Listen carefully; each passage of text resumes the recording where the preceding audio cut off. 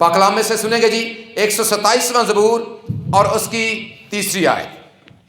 خداوند کے زندہ اور بابرکت پاک کلام میں سے زبور 127 اور اس کی 3 آیت۔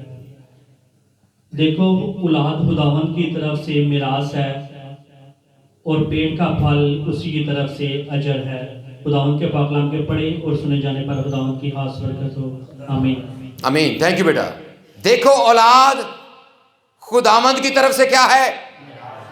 دیکھو، اور یہ دیکھو کا لفظ ہماری توجہ اپنی جانب کھینچتا، اور جب خدا کے بندے نے یہ لفظ اس آیت مقدسہ کے ساتھ استعمال کیا تو یہ ہماری توجہ اپنی جانب کھینچتا، اور ایک خاص مقصد کے لیے۔ مقصد یہ ہے تاکہ جب یہ آیت مقدسہ کسی کے سامنے بھی تلاوت کی جائے تو وہ اس بات کو جانے اور پہچانے اور توجہ کے ساتھ سنے کہ قادر مطلق خدا اپنے پاک کلام میں سے اور بالخصوص اس آیت میں سے مجھے کیا پیغام دے رہا۔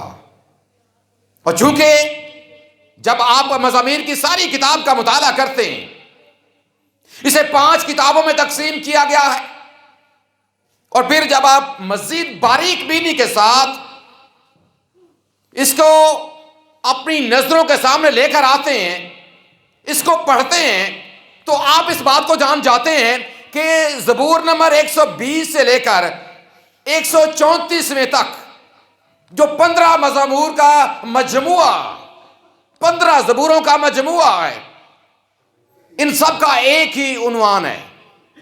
ان کا جو ٹائٹل یا سرنامہ جسے کہا جاتا ہے وہ ایک ہی ہے، اور وہ ہے مالوت، یعنی ہیکل کی زیارت کا گیت۔ مالوت یعنی ہیکل کی زیارت کا گیت۔ اس کا مطلب کیا ہے؟ اس کا مطلب یہ ہے کہ اس زمانے میں جب اسرائیلی لوگ خدا کے اس حکم کو جو اس نے اپنے لوگوں کو دیا تھا کہ سال بسال قربانی کرنے کے لیے، عید منانے کے لیے، میرے گھر کی زیارت کے لیے اپنے ہدیے نذرانے، اپنی شکرگزاریاں لے کر آپ نے میری حضوری میں جب خدا کے لوگ وہاں پر جاتے تو باقی زبور بھی وہ گاتے تھے۔ جس طرح ہم 122 زبور کو جب گاتے ہیں تو خدا کے لوگ جب قافلوں کی صورت میں جاتے تھے اور شہروں کے اندر، گاؤں اور دیہات کے اندر جب اس بات کا اعلان کیا جاتا کہ فلاں روز ہمارے گاؤں سے قافلہ نکلے گا، ہمارے شہر سے قافلہ نکلے گا، اور ہم عید منانے کے لیے، ہم خدا کے گھر کی زیارت کے لیے، ہم اس قادر مطلق خدا کی حضوری میں جانے کے لیے جس نے ہمیں یہ ملک میراث کے طور پر بخشا ہے، ہم اس کے گھر کو عید منانے کے لیے جا رہے ہیں۔ جتنے لوگ جانا چاہتے ہیں وہ تیار ہو جائیں۔ اور خدا کا بندہ وہاں پر بڑی خوبصورت بات لکھتا ہے کہ جب یہ بات میرے کانوں تک ٹکراتی ہے، اور اس زبور کو ہم بھی اپنی عبادات میں، روزمرہ کی عبادات میں گاتے ہیں کہ میں خوش ہویا جدوں مینوں آکھن لگے آؤ یہوہ دے گھر چلیے۔ سو جب لوگ زیارت کے لیے جاتے تو خاص طور پر باقی مزامیر بھی استعمال میں آتے جہاں پر یہ نعرہ لگتا کہ رب خداوند بادشاہ ہے، او جلال دا بادشاہ ہے۔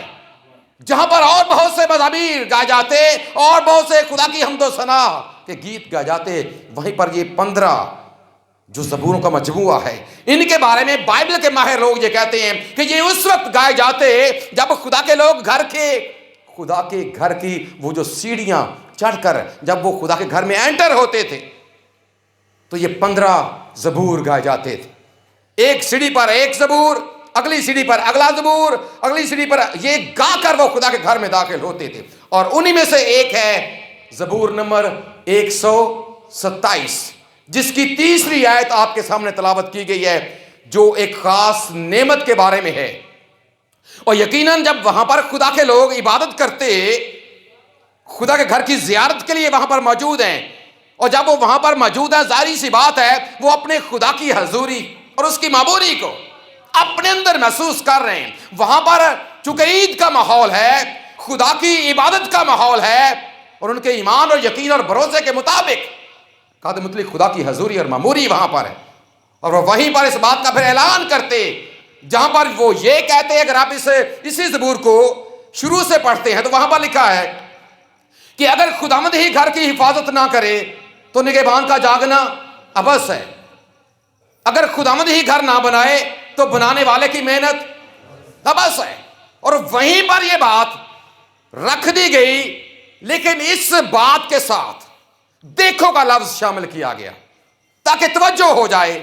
باقی باتیں بھی قابل توجہ ہیں، باقی باتیں بھی قابل غور ہیں، لیکن خاص طور پر یہ تیسری آیت کہ خدا کے لوگوں اس بات پر توجہ کرو، خدا کے لوگوں اس بات کو جان لو اور پہچان بھی لو ساتھ میں کہ ایک نعمت جو ملتی ہے وہ کہیں اور سے نہیں۔ دیکھو اولاد، کیا جی؟ اور اولاد میں بیٹے بھی ہیں اور بیٹیاں بھی ہیں۔ اولاد کا لفظ یہاں پر استعمال ہوا کہ دیکھو اولاد کس کی طرف سے ہے؟ کس کی طرف سے ہے جی؟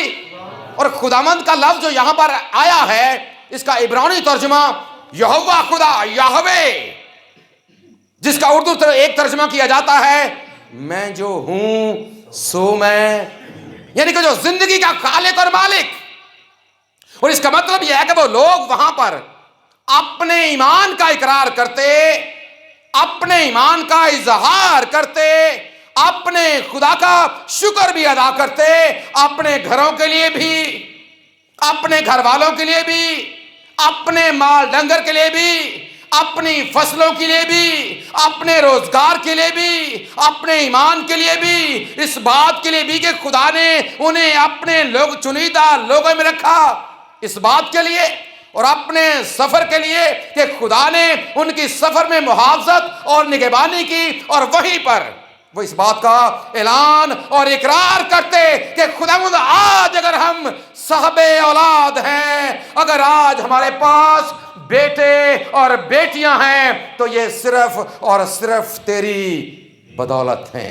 دیکھو اولاد خداوند کی طرف سے میراث، کسی اور جانب سے نہیں۔ اس بات کو ذہن میں رکھیں کہ نہ کوئی حاکم اپنی حکمت کی وجہ سے، نہ کوئی اپنے پہلوان اپنے زور کی وجہ سے، نہ کوئی صاحب دولت اپنی دولت کی وجہ سے، سونا چاندی جتنا مرضی ہو، دولت جتنی مرضی ہو، عہدہ جتنا مرضی بڑا ہو، آپ چاہے آسمان پر موجود دنیا کے لحاظ سے آپ بڑے سے بڑے بن جائیں، لیکن ایک بات جو آپ حاصل نہیں کر سکتے، آپ کا عہدہ اس بارے میں ناکام ہے، سونا چاندی اس بارے میں ناکام ہے، آپ کی بڑی پوسٹ اس بارے میں ناکام ہے، آپ کا کوئی سیاسی عہدہ اس بارے میں ناکام ہے۔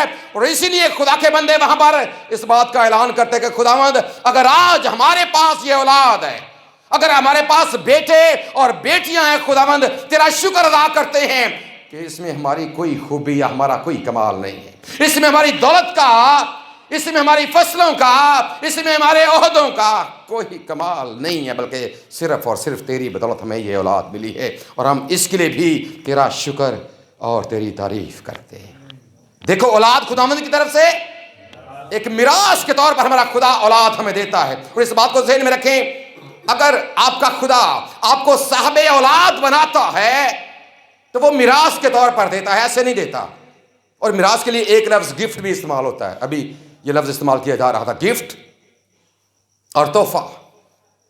اور تحفہ مل کس کی طرف سے رہا ہے؟ خدا کی طرف۔ کس کی طرف سے جی؟ چونکہ میراث کے طور پر یہاں پہ جو ترجمہ کیا گیا وہ ہے میراث۔ کئی جو ایسے لوگ ہیں جب ان کو ایسا تحفہ ملتا ہے نا، وہ اسے ضائع کر دیتے ہیں، چل مفتی لبی ہے نشہ ہے، ضائع کر دیتے ہیں۔ میراث یاد رکھیں ایک ایسی چیز ہے جو جب آپ اس کو گرامر میں پڑھتے ہیں جا کر تو اس کا مطلب یہ ہے کہ وہ جائیداد جو والدین کی طرف سے اولاد کو منتقل ہو جاتی۔ مثال کے طور پر یہ گھر جس میں ہم موجود ہیں، ابھی شوکت صاحب اس میں ہیں، خدا ہمارے بھائی کو اور زیادہ لمبی عمر دے، لیکن آٹومیٹیکلی ان کے بعد ان کی اولاد کو منتقل، بھائی نذیر کے بعد کیا ہوگا؟ ان کی اولاد کو آٹومیٹکلی، سب کو پتا ہے کہ جو بھائی نذیر کے بچے ہیں یہ آٹومیٹکلی یہ گھر ان کا ہے، اور جب وہ اپنی زندگی گزار کر خدا انہیں اپنے پاس بلائے گا یا اگلی نسل کو بلائے گا جو اس سے اگلی نسل ہے، یہ آٹومیٹکلی اس کو منتقل ہو جائے گا. ایسا ہی ہے جی، یہ میراث یہی ہے. اور جو اچھے لوگ ہوتے ہیں، سمجھدار لوگ ہوتے ہیں، وہ اس میراث کو، اور خاص طور پر چاہے وہ سونے چاندی کی صورت میں میراث ملے، گھر کی صورت میں ملے، یا روپے پیسے کی صورت میں ملے، جس طور سے بھی ملے، جو عقل مند لوگ ہوتے ہیں وہ اس میراث کا استعمال اس طور سے کرتے ہیں کہ وہ ان کے لیے برکت کا سبب بنتی ہے.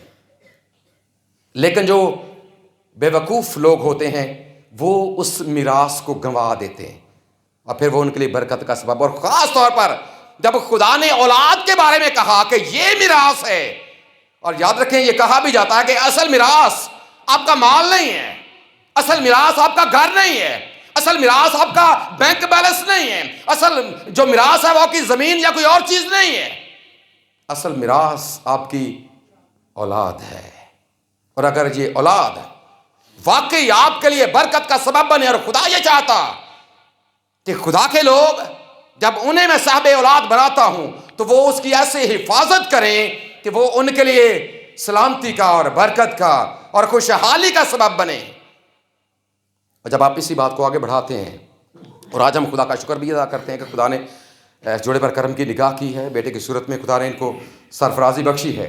لیکن اس کا ایک طریقہ ہے، اگر آپ چاہتے ہیں کہ آپ کی میراث، جتنے لوگ یہاں پر صاحب اولاد بیٹھے ہیں، اگر آپ بھی یہ چاہتے ہیں کہ خدا نے اگر آپ کو میراث دی ہے اور آپ یہ چاہتے ہیں کہ وہ میراث آپ کے لیے برکت کا باعث بنے، تو اس کا ایک طریقہ ہے، اور وہ طریقہ کتاب مقدس میں موجود ہے. استثناء کی کتاب کا 6 باب اور اس کی کون سی 6 آیت ہے؟ 6 اور 7 2 آیتیں ہم پڑھیں گے. خداوند کے پاک کلام میں یوں لکھا ہے، اور یہ باتیں جن کا حکم میں آج کے دن تجھے دے رہا ہوں. خدا اپنے لوگوں بنی اسرائیل سے کلام کر رہا ہے، انہیں اپنے احکامات دے رہا ہے کہ یہ باتیں جن کا حکم میں آج کے دن تجھ کو دیتا ہوں. ان کا کرنا کیا ہے؟ یہ باتیں محض باتیں نہیں ہیں. یاد رکھیں جب آپ پاک کلام پر غور کرتے ہیں، اگر آپ روزمرہ روٹین میں اس کو لیں تو وہ محض باتیں ہیں. خدا یہاں پر کہہ رہا ہے کہ یہ باتیں جن کا کیا میں کر رہا ہوں، حکم تجھے دے رہا ہوں، آپ نے ان کا کرنا کیا ہے. خاص طور پر اور بھی بہت سے زندگی کے معاملے میں ہیں، آپ کے سامنے ہیں. اور خدا کے پاک کلام کے حوالے سے خدا کا بندہ زبور نویس لکھتا ہے 119 زبور کی آیت نمبر 105 میں کہ خداوند تیرا کلام میرے قدموں کے لیے چراغ اور میری راہ کے لیے کیا ہے؟ میری راہ کے لیے روشنی.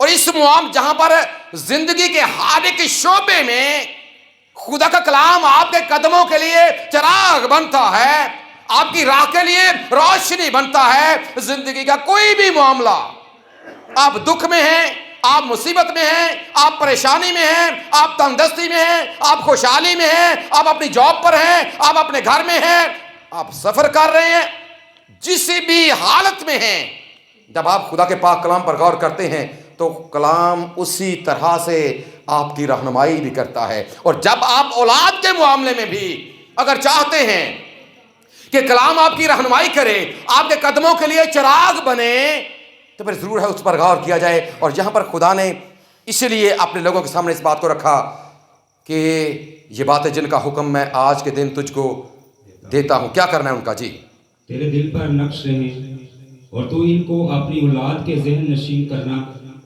اور گھر بیٹھتے اور راہ چلتے اور لیٹتے اور اٹھتے وقت ان کا ذکر کیا کرنا. ان کا ذکر کیا کرنا. 3 کام خدا یہاں پر کرنے کے لیے کہہ رہا. ایک بطور سربراہ آپ کے لیے کہ یہ باتیں جن کا حکم میں آج کے دن تجھے دیتا ہوں. سب سے پہلا کام کیا کرنا ہے؟ تیرے دل کے اوپر کیا رہیں جی تیرے دل کے اوپر کیا رہیں؟ لکھی نہیں جائیں بلکہ کیا ہو جائیں؟ نقش. سمجھتے ہیں جس طرح ایک زمانہ تھا جب طرح یہ پلستر کیا گیا ہے نا، ایک وقت تھا لوگ اپنا نام سیمنٹ کے اندر لکھ دیتے تھے اور وہ مٹتا نہیں تھا، چاہے اوپر رنگ کر لیں کچھ بھی ہو جائے مٹتا. جب تک پلستر قائم ہے وہ नजर आता रहता था।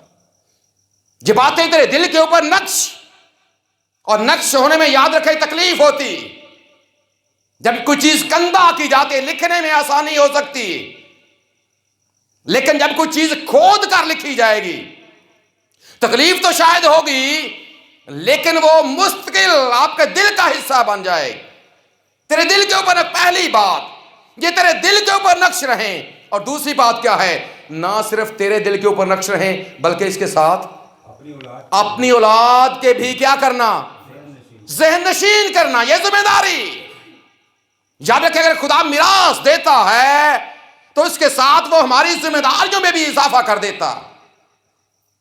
साहबे औलाद बन जाना, इसमें कोई शक नहीं है कि बड़ी बाबरकत बात है, लेकिन उस औलाद को मिरास के तौर पर डील करना और फिर पाक कलाम की रोशनी में उनकी रहनुमाई करना और उनकी तरबियत करना असल मामला, ताकि वो मिरास आपके लिए वाकई बरकत का सबब बने, आपके लिए वाकई सलामती का सबब बने। ना सिर्फ तेरे दिल के ऊपर नक्श रहे बल्कि अपनी औलाद के भी ज़हन नशीन करना। उनको यह बताना कि उनका खुदा कौन है, उनको यह बताना कि तू किस खुदा को मानता है, उनको यह बताना कि इबादत किसकी करनी है, उनको यह बताना कि पाक कलाम को पढ़ना है, उनको यह बताना दुआ करनी है, उनको यह बताना कि कैसे अपने खुदा के साथ वफादार रहना। ये जिम्मेदारी है एक सरबराह होने के नाते से, एक वालिद होने के नाते से, एक वालिदा होने के नाते से, ताकि ये मिरास खराब ना हो, ताकि ये मिरास हमारे लिए तकलीफ का बायस ना हो बल्कि ये हमारे लिए बरकत का सबब बने। और ये आगे लिखा है कि इनका उठते बैठते चलते फिरते वक्त क्या किया करना, जिक्र। क्या किया करना, जिक्र किया करना, सिखाते रहना, बोलते रहना, ताकि आपके हर एक अमल से ये साबित हो सके कि आप जिंदा खुदा के मानने वाले लोग। पता चलना चाहिए आपके उठने बैठने से, या उठने का जिक्र है, बैठने का जिक्र है, चलने का जिक्र है, सोने का जिक्र है, जिंदगी गुजारने का एक पूरा यहां पर एक आपको ज़ाबता हयात दिया जा रहा। हर तरह से आपने इसका ख्याल रखना है। और जब आपके ये बच्चे आपको बतौर ईमानदार देखेंगे कि मेरा बाप ईमानदार है, मेरी मां ईमानदार है, वो भी ईमानदार बनेंगे। लेकिन अगर आपकी जिंदगी में खुदा के अलावा कोई और है, अगर आपने किसी गैर को अपना माबूद बना रखा है, अगर किसी आप इंसान के चक्कर में हैं, अगर आप किसी पीर के चक्कर में हैं, अगर आप किसी फकीर के चक्कर में हैं, तो बच्चे क्या करेंगे? पाक कलाम का ये फैसला है कि गैरां दे नाल बन दे कौल करार ने जेड़े उन्हां दे दुख सदा वदन के बतेरे। लेकिन अगर आप ये चाहते हैं आपकी औलाद आपके लिए बरकत का बायस बने, तो उसके लिए ज़रूरी है कि खुदा के पाक कलाम की ये बातें जो आप सुनते हैं आपके भी ज़हन नशीन रहें, आपके भी दिल की तख्ती के ऊपर नक्श रहें। और इसके साथ आपकी ज़िम्मेदारी में ये शामिल है, जहाँ पर आपकी ये ज़िम्मेदारी है कि आपने फीडर का ख्याल रखना है, जहाँ पर आपकी ये ज़िम्मेदारी है कि आपने उनके जूते कपड़े का ख्याल रखना है। बल्कि आजकल तो एक और बड़ी अहम जिम्मेदारी है, पैम्पर। क्या ख्याल, संजीदा हो गया थोड़ा सा बात। वैसे सहूलत तो बड़ी है पैम्पर की, लेकिन औखा भी बड़ा काम है शौकत साहब, महंगे भी बड़े जे। जहां पर आपकी जिम्मेदारी ये है कि आप इन चीजों का ख्याल रखें, वहीं पर जिम्मेदारी ये भी है कि ना सिर्फ हम इंसान हैं बल्कि हम ईमानदार भी हैं। और अगर हम ईमानदार हैं, अगर आप इस बात का ऐलान और इकरार करते हैं कि मैं ईमान रखता हूँ खुदा कादिर मुतलक बाप पर, तो फिर वही ईमान आपने अपनी आइंदा नस्ल के अंदर मुंतकिल करना है। यह आपकी बड़ी अहम जिम्मेदारी है। अगर खुदा औलाद मिरास के तौर पर देता तो हमारा खुदा हमारी जिम्मेदारियों में इजाफा करता। और उसी जिम्मेदारी में एक अहम जिम्मेदारी ये है कि हम खुद भी ईमानदार बने, अपने बच्चों के सामने भी ईमानदारी का मुजाहरा करें और उनकी परवरिश खुदा के पाक कलाम के मुताबिक करते रहें, ताकि वो मिरास हमारे लिए वाकई बायस से बरकत हो। ایک اور بات خدا یسوع مسیح کی زندگی سے ایک نمونہ ہمارے سامنے ہے. اگر آپ مقدس لوکا طبیب کا انجیلی بیان پڑھتے ہیں، اگر آپ اس کی 52 آیت نمبر 52 ذرا پڑھ دیجیے جی. لوکا کی انجیل کا 2 باب اور اس کی 52ویں آیت. اور یسوع حکمت اور قد و قامت میں اور خدا کی اور انسان کی مقبولیت میں ترقی کرتا گیا. خدا یسوع مسیح کی بات یہاں پر ہو رہی ہے کہ وہ حکمت میں، انسانوں کی نظر میں، خدا کی نظر میں ترقی کر رہا. حالانکہ یہ بات میرے خیال میں بطور انسان سوچے تو لکھنے کی ضرورت بھی نہیں تھی. خداوند یسوع مسیح جو خود مجسم کلام ہے، اسے تو ایسی باتیں لکھے جانے کی ضرورت نہیں تھی. لیکن یہ بات یاد رکھیں، اس نے بطور انسان پرورش پائی. بطور انسان وہ مقدسہ مریم کے بطن سے پیدا ہوا. بطور انسان اس نے مقدس یوسف اور مقدسہ مریم کے گھر میں پرورش پائی. لیکن مقدس یوسف نے اور مقدسہ مریم نے، اگر آپ اسی باب میں تھوڑا سا پیچھے جائیں گے، اس کی 39ویں آیت پڑھیں گے تو وہاں پر لکھا ہے کہ جب وہ عید منانے کے لیے جاتے تھے اپنے بیٹے کو اپنے ساتھ لے کر جاتے. اور شریعت کے مطابق ذرا پڑھ دیجیے 39ویں آیت اسی باب کی، اگر حوالہ نکالا ہوا تھا. لوکا کے انجیل کا 2 باب اور اس کی 39ویں آیت سے 39ویں اور 40ویں دونوں آیت پڑھ دیجیے. اور جب وہ خداوند کی شریعت کے مطابق سب کچھ کر عید منانے کے لیے گئے ہوئے ہیں مقدس یوسف اور مقدسہ مریم، جب وہ خداوند کی شریعت کے مطابق سب کچھ کر چکے ہیں. اس کا مطلب کیا ہے کہ جو ذمہ داریاں بطور والدین، بطور ایماندار خدا نے ان کو دی ہیں، انہوں نے ہو بہو ویسے ان کو پورا کیا ہے. سب کچھ کر چکے. سب کچھ کرنے کے بعد، ساری پاک رسومات ادا کرنے کے بعد، خداوند کی شکرگزاری کرنے کے بعد، قربانیاں چڑھانے کے بعد واپس لوٹے. اگلی آیت میں لکھا ہے کہ پھر وہ اپنے شہر کو واپس، ناصرت کو واپس آ گئے ہیں. بیٹا بھی ساتھ ہے. جب انہوں نے اپنی ان ذمہ داریوں کو نبھایا، اگر آپ اسی باب میں تھوڑا سا اور پیچھے جائیں گے، جب خدا یسوع مسیح 8 دن کے ہوئے ہیں، 21ویں آیت میں لکھا ہے اس کا ختنہ کیا گیا ہے. 40 روز کے بعد جب طہارت کے دن شریعت کے مطابق پورے ہو گئے تو وہ اسے ہیکل میں لے کر گئے ہیں. یہ باتیں ہمیں کیا سکھاتی ہیں؟ باتیں ہمیں یہ سکھاتی ہیں کہ بطور والدین ہم نے بھی ان باتوں کا خیال رکھنا ہے. اور آج یہی بات، اگر ہم یہ چاہتے ہیں ہمارے بیٹے، ہماری بیٹیاں ہمارے لیے برکت کا سبب بنے، جس طرح خداوند یسوع مسیح حکمت میں، قد و قامت میں، خدا کی نظر میں، انسانوں کی نظر میں ترقی کرتا چلا گیا، اگر آپ یہ چاہتے ہیں کہ آپ کی اولاد بھی ایسا کرے، یہ بات خاص طور پر میں بیٹے شوکت اور بیٹی لبنہ سے مخاطب ہو کر کرنا چاہتا. اگر آپ یہ چاہتے ہیں کہ آپ کا بیٹا بھی آپ کے لیے باعث برکت ہو، وہ ایک میراث کے طور پر آگے بڑھے، اور بالعموم ہم سب کے لیے جو صاحب اولاد یہاں پر بیٹھے ہیں، اگر ہم یہ چاہتے ہیں کہ ہماری اولاد ہمارے لیے برکت کا سبب بنے، اس کے لیے ضروری ہے کہ آپ بھی خداوند کی شریعت یعنی کہ اس کے پاک کلام کو اپنے سامنے رکھیں. اس کے پاک کلام کی باتوں کو ہمیشہ اپنے سامنے رکھیں. یہ تیرے دل کے اوپر نقش رہیں، اور تو ان کو کیا کرنا؟ اپنی اولاد کے ذہن نشین کرنا. جب آپ اپنی ذمہ داریاں بالکل ٹھیک پوری کریں گے تو بائبل کا خدا وعدوں کا سچا خدا ہے. اگر اس کا یہ وعدہ ہے کہ وہ برکت دے گا تو وہ دے گا. اگر اس کا یہ وعدہ ہے کہ یہ اولاد تیرے لیے میراث ثابت ہوگی تو ہمارے بچے واقعی ہمارے لیے برکت کا اور سلامتی کا سبب بنیں گے. ہمارا خدا اس پیغام کے وسیلے سے ہم سب کو برکت بخشے. آمین.